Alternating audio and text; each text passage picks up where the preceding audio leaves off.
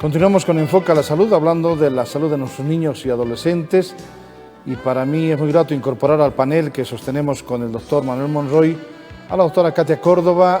Ella está en Países Bajos, Holanda, y con ella vamos a conversar de los mismos temas, ¿verdad? O sea, el impacto social, por ejemplo, que tienen la pandemia o estas pandemias o enfermedades emergentes en la salud y nuestra visión de la sexualidad en los niños, ¿verdad? Hemos tenido un caso muy interesante, muy mediático en los últimos días y hemos visto posiciones, ¿verdad?, reacciones al respecto desde el punto de vista educativo, padres de familia, etcétera, ¿verdad? O sea, y lo mediático obviamente pues domina ahora, o sea, los medios de comunicación pues lideran la opinión personal de cada uno de nosotros y obviamente pues es importante tener una visión también de libertad en lo que significa la conciencia y la comunicación.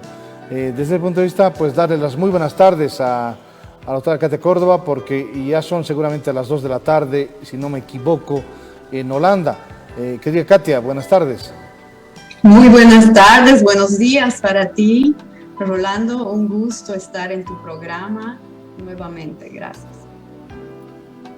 Realmente grato verte, obviamente saludar a esa gran comunidad boliviana en Países Bajos, ¿verdad? Y pues en especial a Arnold Hagens, tu esposo, que seguramente también está siguiendo esta transmisión. Pues estamos con el doctor Manuel Monroy, a quien seguramente tú conoces, y pues conversando de la salud de nuestros niños y adolescentes, del impacto de la pandemia, ¿no? Y de las enfermedades emergentes, obviamente, como la viruela del mono, por ejemplo, que ya ha presentado casos en niños en Bolivia, ¿no? Son 2 niños ya que han sido pues infectados, ¿verdad? Eso es una niña mujer, y pues esto obviamente ha llamado la atención porque sale de ese rango, ¿verdad?, que eran simplemente varones y adultos. Pues, y se vienen otras enfermedades emergentes, pero más allá de ello también ha sido noticia este aspecto de la sexualidad, cuando una maestra solicita pues, a uno de los niños o a toda su aula pues, que traigan una muestra de semen, y pues esto se viraliza. Hay una reacción de uno de los padres que pues intenta obviamente iniciar un proceso, la suspenden, pero surgen otras voces que apoyan esto y al final se destapa una reacción de la sociedad boliviana en relación a este tema. ¿Qué podemos conversar en relación a todo este espectro que tiene que ver obviamente con la salud biopsicosocial, estimada Katia? Bueno, la salud integral en sexualidad es importante, eso es evidente, y de hecho los colegios tienen la obligación de impartir educación sexual y reproductiva. Lo que pasa es que no hacen esta educación o se hace mal.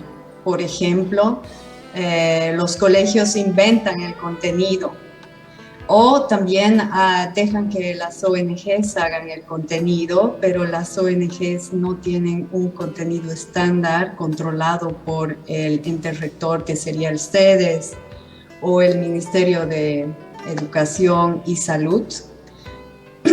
Y entonces se hace más daño que bien. Algo también importante de saber es que tenemos que quitarnos de la cabeza que la salud sexual y reproductiva se puede dar en un taller. Así como no aprendemos matemáticas en 1 hora, no podemos aprender algo que debe modificar nuestro comportamiento a lo largo de nuestra vida.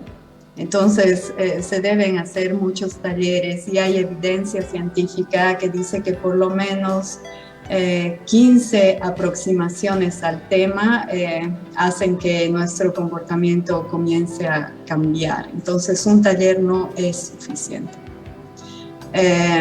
Y también algo que contradice a un buen mensaje en sexualidad para los adolescentes es que el gobierno, los profesores, muchas veces los padres de familia dan mensajes contrarios. Por ejemplo, se sigue promoviendo la abstinencia.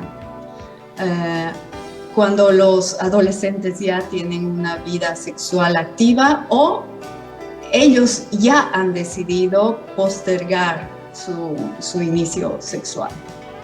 Entonces no estamos a la par de lo que se necesita. Da la sensación, estimada Katia, que pues estamos en contrarruta, ¿verdad? O que estamos a 10 kilómetros por hora y nuestros adolescentes están a 80. O sea, desde ese punto de vista, pues obviamente hay una contradicción. Tú mencionaste Ministerio de Salud y Educación, por ejemplo, ¿verdad? Sí. Pero al parecer tampoco hay un encuentro entre estas entidades. O sea, no tenemos una sola voz, un solo idioma, un solo camino. Y pues se plantean estas contradicciones. O sea, ha sido muy contradictoria la reacción, inclusive yendo a revisar cuál es el verdadero contenido. Ahora, la sensación que yo tengo, te digo, muy particular, muy personal, es que siempre se ha hablado de simplemente métodos de planificación familiar cuando hablamos de salud sexual y reproductiva. O sea, nos hemos reducido a eso. No sé, Manuel, ¿qué opinión tienes al respecto? Bueno, a ver, yo pienso que... Perdón. Sí, continúa, por favor. Adelante, Manuel. Mi opinión un poco más, digamos, no neutral. Pero pienso que nos hemos ido de un extremo a otro, de una etapa de oscurantismo donde tal vez nuestros padres no nos hablaban de sexualidad en absoluto y en el colegio tampoco, y que hemos ido descubriendo muchas generaciones la sexualidad en el camino de una u otra manera y, como se dice, hemos sobrevivido ante un mundo nuevo. Pero yo creo que ahora, es mi opinión, tal vez como padres nosotros estamos de alguna manera deslindando la responsabilidad de poder abordar este tema con nuestros hijos también. Nosotros tenemos mayor conocimiento, pero nos estamos deslindando de esa responsabilidad y les estamos dejando simplemente que los colegios o las entidades educativas sean las que vayan a realizar esa labor. Y mientras existe ese divorcio, lo que decía la doctora, ese divorcio entre sociedad, entre centros educativos y el Estado y la familia en términos generales, entonces se va a recibir información cruzada y diferente, ¿no? Lo cual muchas veces lleva a la confusión de los jóvenes. Entonces yo creo que la única manera es de que nos integremos todos. La familia no puede aislarse de este proceso y tiene que integrarse. Entonces deberíamos enseñar, pienso, a la familia, a los padres, de alguna manera, a alguna metodología, o no solo metodología, darles habilidades y elementos que le permitan acceder a poder conversar de esos temas con sus hijos, pero en un contexto muy parecido al que se da en los colegios, ¿no? Entonces, si no hay, digamos, criterios uniformes, entonces vamos a estar siempre con ese tipo de contradicciones y bueno, los pequeños va a llegar un momento en que van a perder la credibilidad en todas estas instancias y van a comenzar a hacer lo mismo que hicimos nosotros, a tratar de descubrir su sexualidad simplemente por sí, por ellos mismos o a través de la información que tienen un acceso libre ahora en Internet y que lamentablemente no siempre es una información bien dirigida, sino que más bien por el contrario tiende a distorsionar la mentalidad de los jóvenes. No, pues antes eran los cuentos de Pepito, nuestra escuela de sexualidad, ¿verdad? Pero ahora, bueno, pues los niños y adolescentes tienen acceso directo, pero más allá de una educación sexual, pues simplemente a pornografía y otros hechos. Bien, Katia, pues el doctor Monroy menciona que tiene que haber coordinación, si me permites. Entonces, desde ese punto de vista hay que también tener en cuenta de que la presencia de violencia sexual, ¿verdad? O sea, sobre todo contra las mujeres y las niñas, que es evidente, o sea, todos los días estamos plagados de información de violaciones y de agresiones sexuales a niñas y adolescentes, pues como si fuese el pan de cada día, o sea, desde el punto de vista informativo. Así que pues esto nos demuestra, o simplemente es la punta de un iceberg, ¿verdad? Porque lo que sale a la mediatización simplemente es pues un caso de 10. Entonces, desde ese punto de vista, ¿qué deberíamos hacer? ¿Cuál sería la propuesta, estimada Katia? Sí, primero algo que quiero indicar es, estoy de acuerdo con lo que acaban de mencionar. Si nosotros como sociedad no damos un punto claro de qué es la educación sexual integral, todo el infodemic va a lograr eso y con contenido no necesariamente correcto. Y aquí he compartido el texto que podríamos utilizar en Bolivia y que de hecho es recomendado para diferentes países en el mundo, que son orientaciones técnicas internacionales sobre la educación en sexualidad. Es un enfoque basado en la evidencia. Y nosotros no podemos ponernos de acuerdo entre el Ministerio de Salud, Ministerio de Educación, la sociedad, los padres.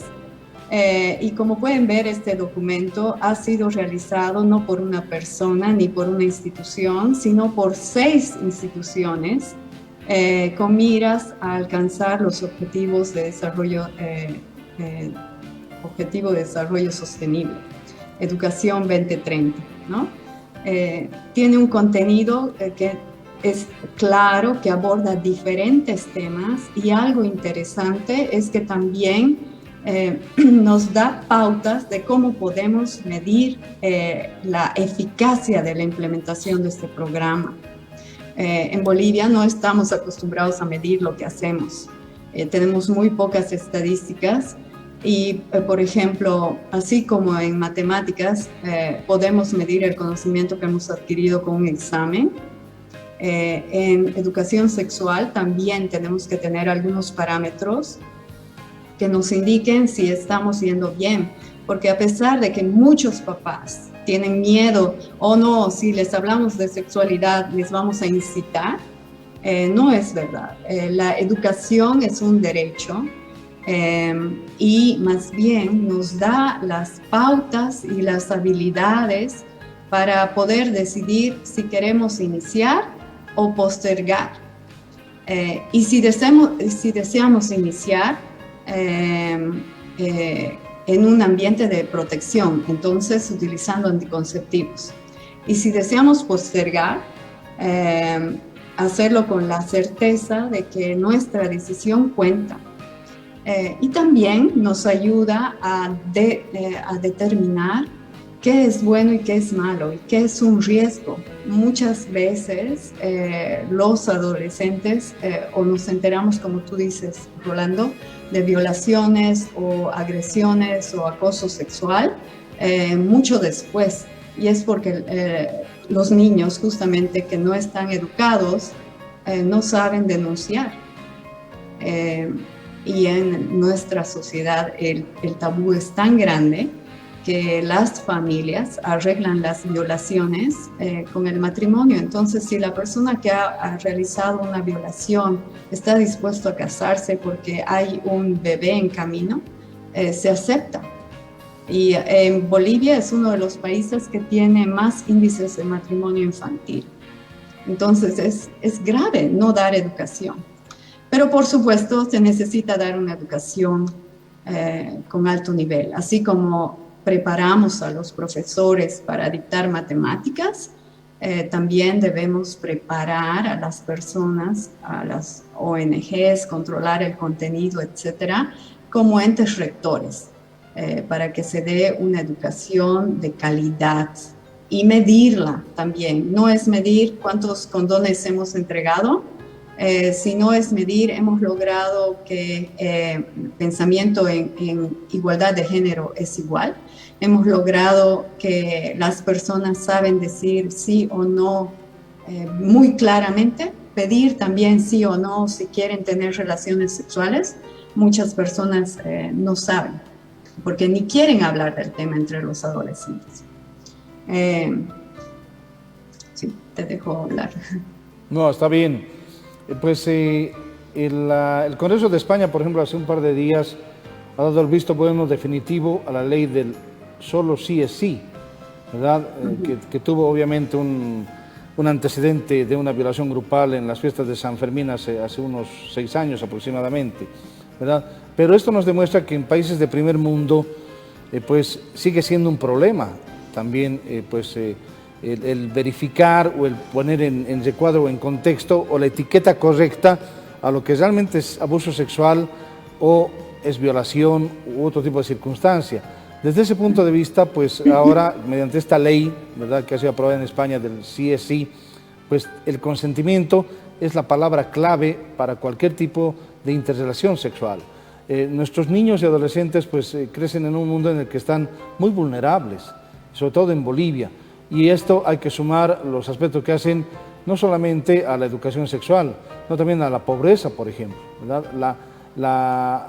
La necesidad de muchos niños de estar en la calle, ¿verdad?, pidiendo limosna, vendiendo caramelos, haciendo piruetas, disfrazándose para conseguir unos pesos, pero unos pesos no para ellos, para la familia, porque la mamá o el papá desempleados o alcohólicos o de otra magnitud están detrás de ellos. Entonces, pues es un fenómeno social realmente notable al que estamos acostumbrados. No hay esquina en Bolivia en la que no encuentres niños pues haciendo alguna pirueta o intentando limpiar tu parabrisas para alcanzar apenas unos centavos, ¿verdad?, unos centavos que les permitan sobrevivir. Y obviamente esto tiene una relación con lo que estamos conversando, porque son niños absolutamente vulnerables. Entonces, yo creo que el trabajo, el manejo tiene que ser obviamente integral, ¿verdad?, integral, y tiene que ser una política de Estado. O sea, los esfuerzos institucionales pues simplemente se van diluyendo. No sé, ¿qué opinas tú, querido Manuel? Sí, no quisiera opinar demasiado porque puedo ponerme, como se dice, meterme en problemas, ¿no? Pero es que lamentablemente no se ha hecho cargo de la educación sexual el Estado en los últimos 20 años, ni mucho antes. Por un lado, porque pienso de que lo ven como un tabú. Dos, que se pueden meter en problemas porque algunas personas pueden quedar muy afectadas en el medio político. Y estamos viendo eso, ¿no? Y lamentablemente ese tipo de actitudes que tú mencionas y ese tipo de problemas lo vemos muchísimo en el área rural, ¿no? Y en áreas donde hay un crecimiento económico grande, no en función a actividad laboral normal, ¿no?, sino incluso a actividades ilícitas. Entonces, como que se está distorsionando nuestra sociedad en el área rural, especialmente en Cochabamba, podemos decir eso. Y, por ejemplo, puedo decir, ¿no?, hay más niños que vienen con SIDA recién diagnosticados de áreas rurales del trópico, por ejemplo, que de cualquier otra área de nuestra región en Cochabamba. Entonces, nos llama muchísimo la atención eso, ¿no? Y tú decías hace rato, en Cochabamba o en Bolivia han habido 2 casos en niños con la viruela del mono, ¿no?, cuando en todo el mundo no estaban más allá de 40 o 50 casos documentados. Entonces, eso explica un poco también el tipo de convivencia que se tiene en nuestro medio, ¿no? O sea, familias hacinadas, familias que no tienen los recursos ni la salubridad necesaria en sus domicilios, donde comparten a veces probablemente en una sola habitación muchas personas. Entonces, es complicado. O sea, hay que enseñar a nuestros profesores, claro que sí, porque creo que es el eje o las personas que pueden ayudarnos a lograr un cambio y hacer que estos niños crezcan con esa mentalidad mejor dirigida y abierta, digamos, a su propia sexualidad. Pero lamentablemente tampoco a nuestros maestros están siendo orientados ni educados de una forma, como dice la doctora, efectiva, y que podamos medir esa efectividad, y ese es el fenómeno de lo que ha sucedido en Santa Cruz con esa maestra, ¿no? Entonces, buena voluntad tal vez, siempre hay que ver la parte positiva, no siempre pensar, no siempre buscar lo negativo, ni pensar que tenía mala intención, de tratar de enseñarles algo, pero a su manera, ¿no? Y lamentablemente cuando improvisas y haces ese tipo de cosas, cometes errores, ¿no? Entonces, yo creo cuán importante es que especialistas como la doctora pudieran tomar control de esta temática, digamos, en el Ministerio de Salud, y que y que puedan desarrollar programas ya muy bien establecidos al respecto y con planteamiento de objetivos claros, ¿no? Que como ella dice se pueda medir a un mediano, a un corto y a un largo plazo para saber realmente si estamos impactando o no. Si no, lamentablemente mucho de lo que se habla queda simplemente en libros y en manuales y en estadísticas para poder tal vez justificar gastos o justificar inversiones. Muy bien, obviamente es un hecho importante el poder hablar de contenidos, ¿verdad? ¿Qué realmente debe ser lo que implica el mensaje de la educación sexual en nuestro país? Pues con eso obviamente vamos a cerrar el programa, pero antes quiero cumplir con personas e instituciones que hacen posible junto a ustedes. Estamos mediante la red universitaria de televisión del Beni, también Red Rubí, con enfoque a la salud Beni, y obviamente también mediante Facebook en Watch Live, donde ustedes pueden ver la programación o los programas de Enfoque a la Salud en la página Enfoque a la Salud Bolivia. Una pausa, ya volvemos con Enfoque a la Salud.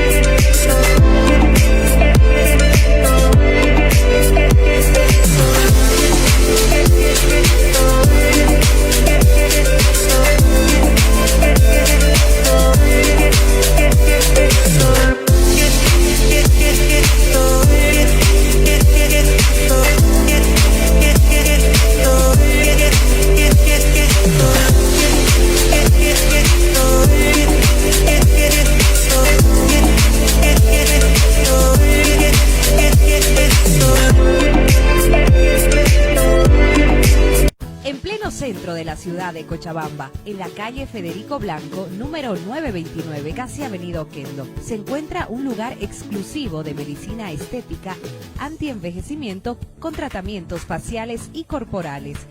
Centro de belleza integral Body Care, en ambientes agradables, una infraestructura moderna y altamente tecnológica, además de una tecnología dedicada y que se extiende desde el asesoramiento médico hasta el nutricional. Venga a visitarnos y solicite una consulta estética personalizada. Centro de belleza integral Body Care. Diagnomed, Centro de Estudios Cardiológicos, le ofrece los servicios de electrocardiograma, ecocardiograma Doppler, ecodoppler de vasos del cuello, ecodoppler transesofágico, Holter 24 y 48 horas, monitoreo de la presión, prueba ergométrica graduada. Pachiri 652 entre Lanza y Antesana. Teléfono 466-2769. Celular 695-06-414. Histopad, Laboratorio Integral de Anatomía Patológica y Análisis Clínico. Ofrece los servicios de patología inmunohistoquímica, patología quirúrgica, patología oncológica, citopatología, análisis clínico, hematología, inmunología, uroanálisis, electrolitos, marcadores tumorales, exámenes de heces, drogas de abuso. Dirección: calle Ecuador entre Oquendo y 16 de julio, edificio Alfane, piso 4, oficina 4A y 4B. Teléfono 466-1855.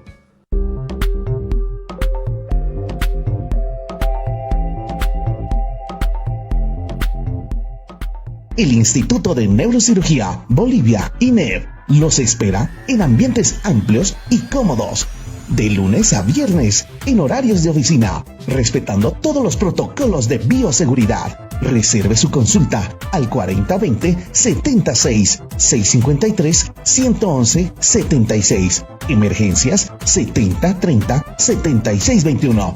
Doctor Richard Gonzalo Párraga. Neurocirugía vascular, cirugía de base de cráneo, cirugía de columna vertebral. Torre Colombo, piso 6, oficina 5. Avenida Papa Paulo, número 761. Entre Avenida Ramón Rivero y Plazuela Quintanilla. ¿Conoces un buen médico nefrólogo? Enfoque a la Salud te recomienda al Dr. Israel Rivas Salazar, ubicado en la Clínica Los Ángeles en la Avenida Juan de la Rosa. Celular 717-10012. lucha de lavanderas. Se enfrenta el equipo de Limpia Max contra la tradicional ganadora.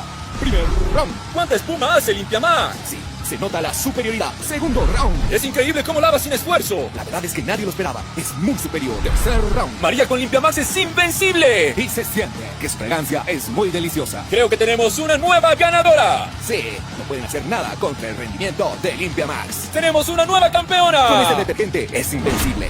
Y ahora compra 3 bolsas por 5 bolivianos. Limpia Max es una marca de Milcar SRL.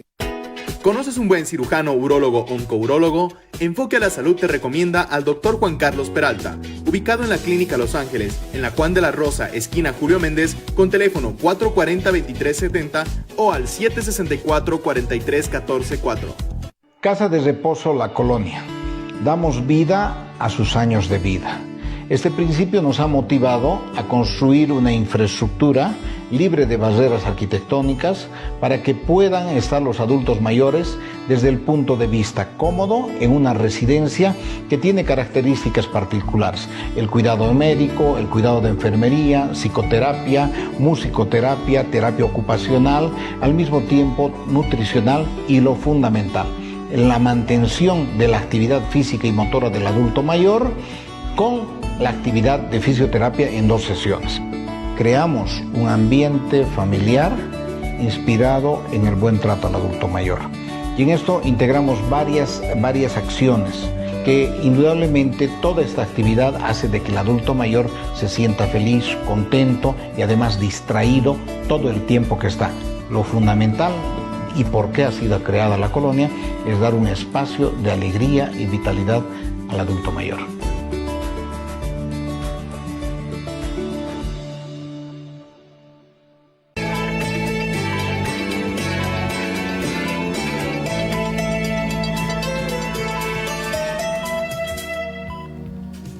Continuamos con Enfoca la Salud, hoy en panel con el doctor Manuel Monroy Delgadillo, médico pediatra, con la doctora Katia Córdoba desde Holanda para hablar también de aspectos de la salud biopsicosocial y la sexualidad de nuestros niños y adolescentes y cuáles son los caminos más importantes para reconocer también aspectos que hacen a su libertad, autonomía, pero sobre todo a su salud, ¿verdad?, biopsicosocial y al respeto a sus derechos. Estimada Katia, proseguimos contigo,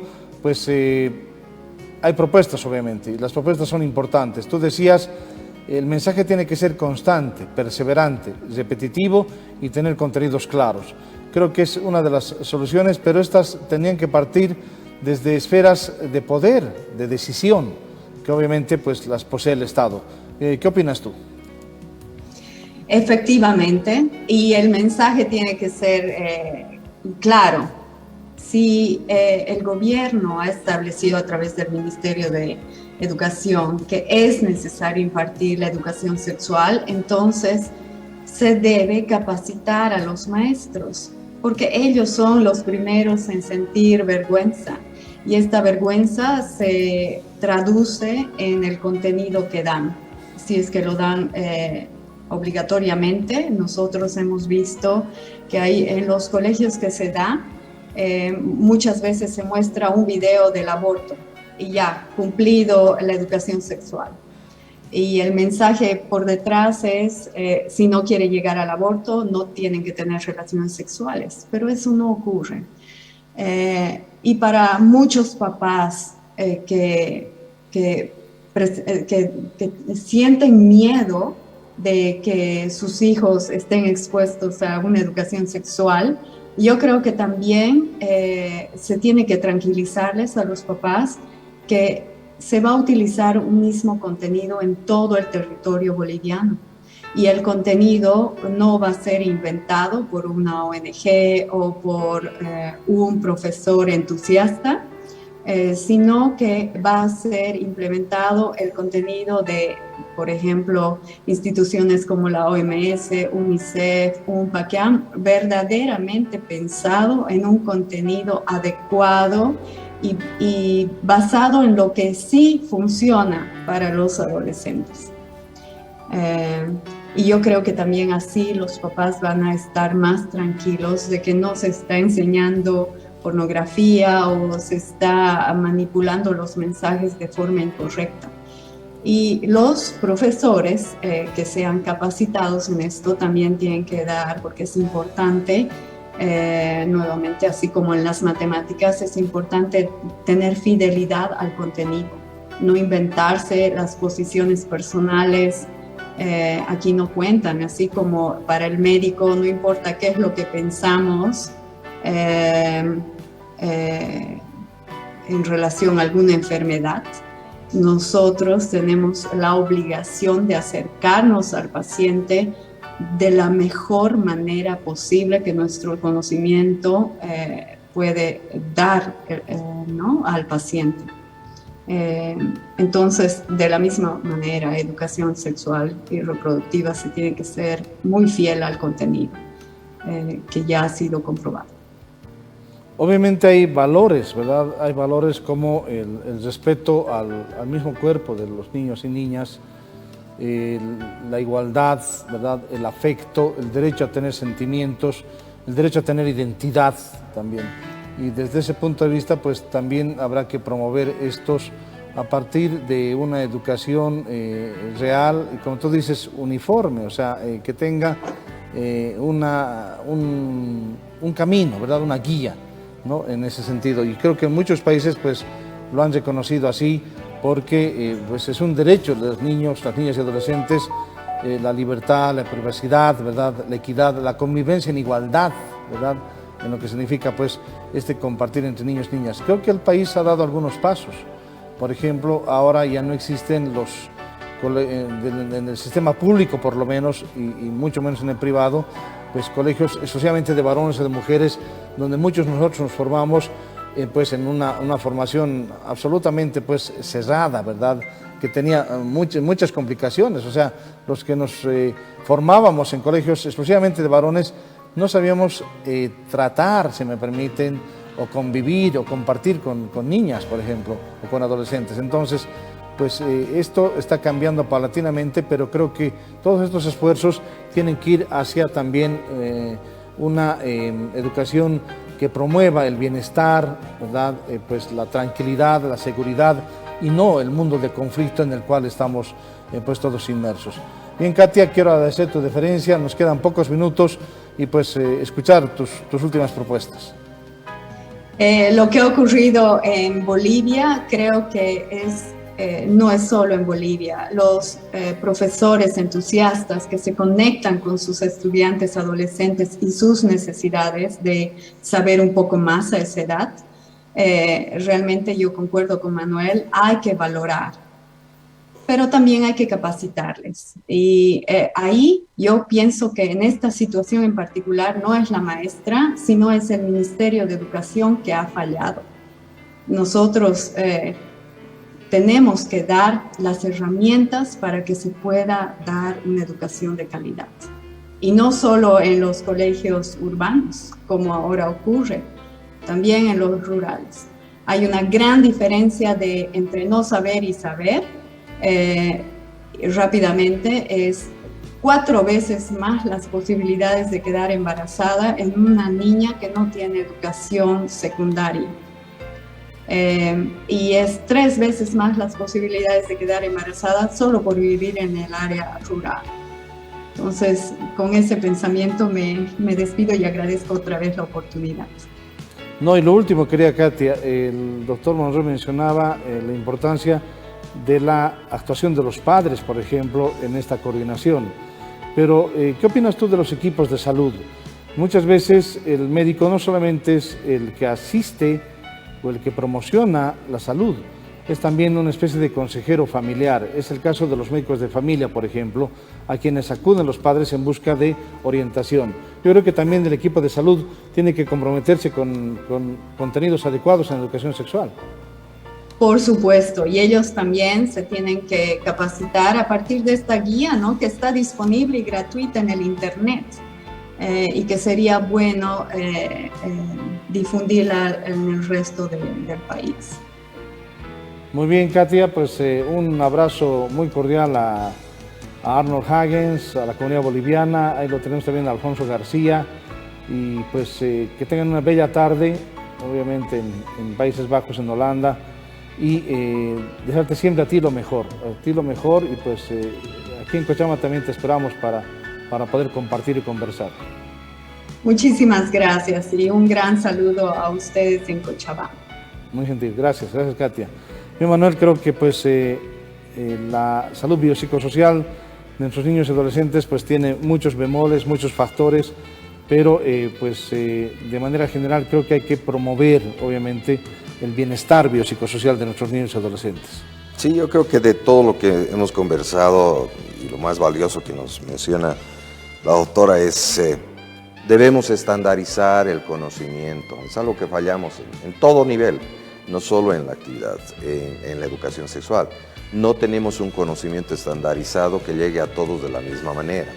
Segundo, debemos tener transparencia y claridad en todos esos programas, o sea que deben involucrarse todos los actores que tienen conocimiento para crear estos programas, o sea que no sean programas ya influidos políticamente, sino técnicamente probados, como dice la medicina basada en evidencias, o si quieran cualquier ciencia basada en evidencia.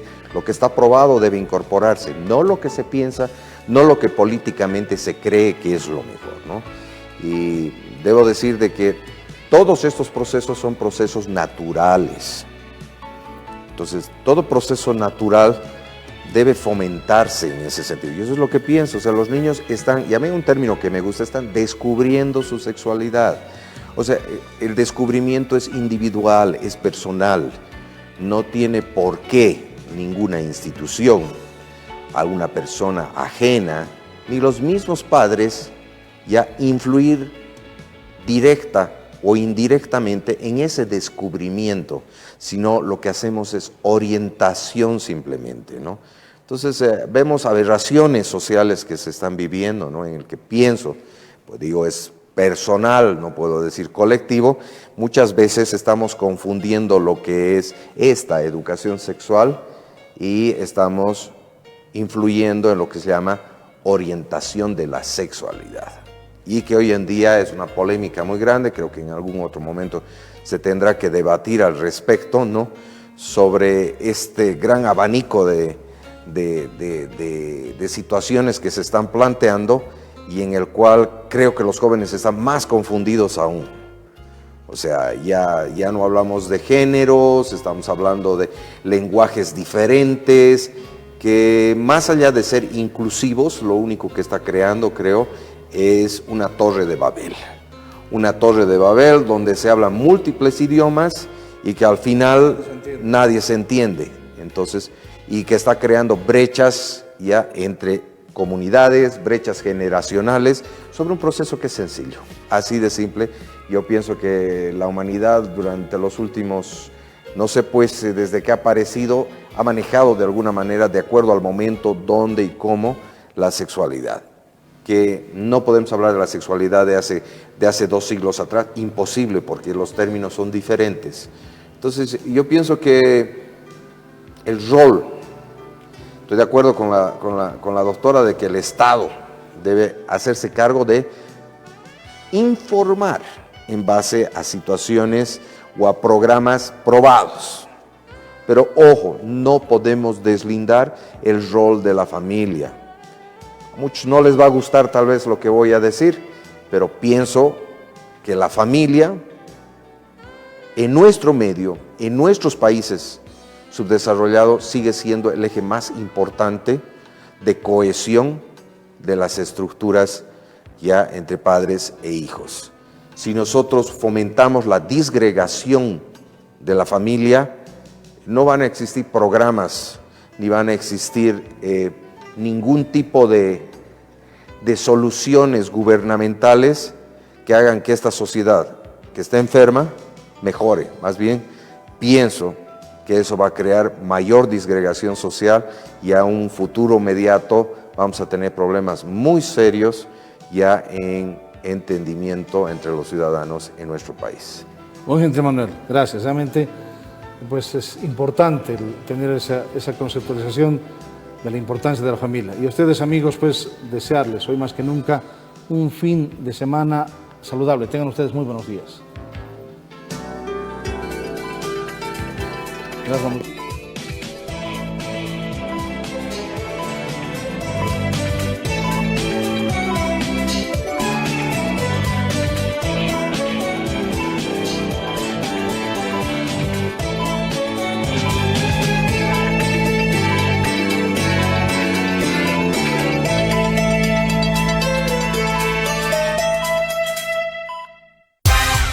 Llega donde nunca